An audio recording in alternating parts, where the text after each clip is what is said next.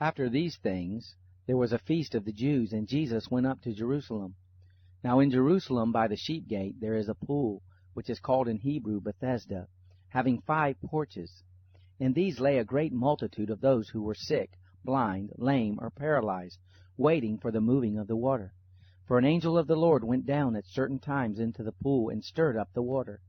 Whoever stepped in first after the stirring of the water was made whole of whatever disease he had. A certain man was there, who had been sick for 38 years. When Jesus saw him lying there, and knew that he had been sick for a long time, he asked him, "Do you want to be made well?" The sick man answered him, "Sir, I have no one to put me into the pool when the water is stirred up, but while I'm coming, another steps down before me." Jesus said to him, "Arise, take up your mat, and walk." Immediately the man was made well, and took up his mat, and walked. Now it was the Sabbath on that day. So the Jews said to him who was cured, "It is the Sabbath.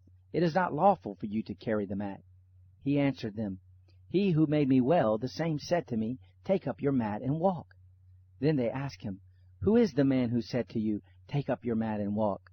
But he who was healed didn't know who it was, for Jesus had withdrawn, a crowd being in the place. Afterward Jesus found him in the temple, and said to him, "Behold, you are made well. Sin no more, so that nothing worse happens to you." The man went away and told the Jews that it was Jesus who had made him well.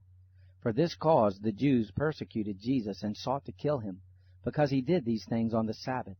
But Jesus answered them, "My Father is still working, so I am working too." For this cause therefore the Jews sought all the more to kill him, because he not only broke the Sabbath, but also called God his own Father, making himself equal with God. Jesus therefore answered them, "Most assuredly I tell you, the Son can do nothing of himself, but what he sees the Father doing. For whatever things he does, these the Son also does likewise.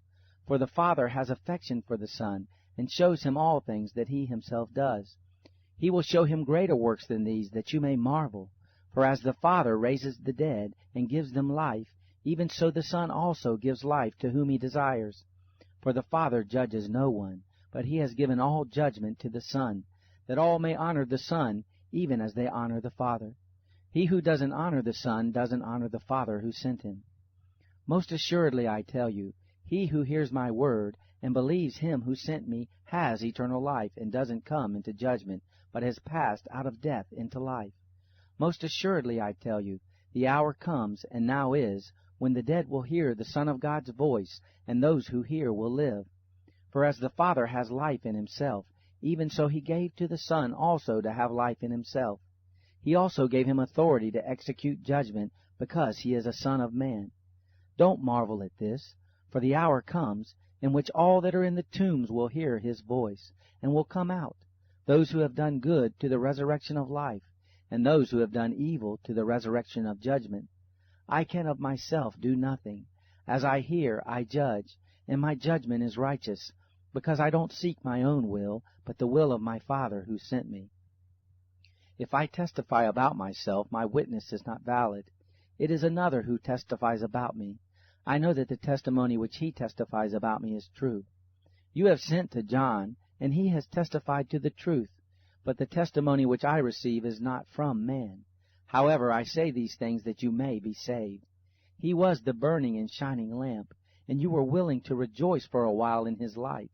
But the testimony which I have is greater than that of John, for the works which the Father gave me to accomplish, the very works that I do testify about me, that the Father has sent me.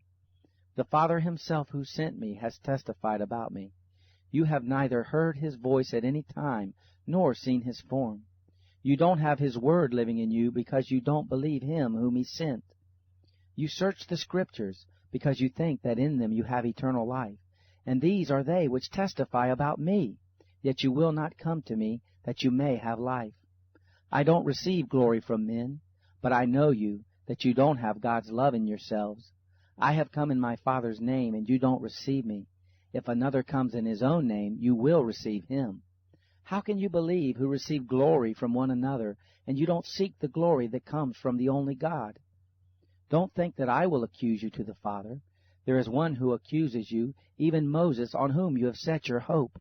For if you believed Moses, you would believe me, for he wrote about me. But if you don't believe his writings, how will you believe my words?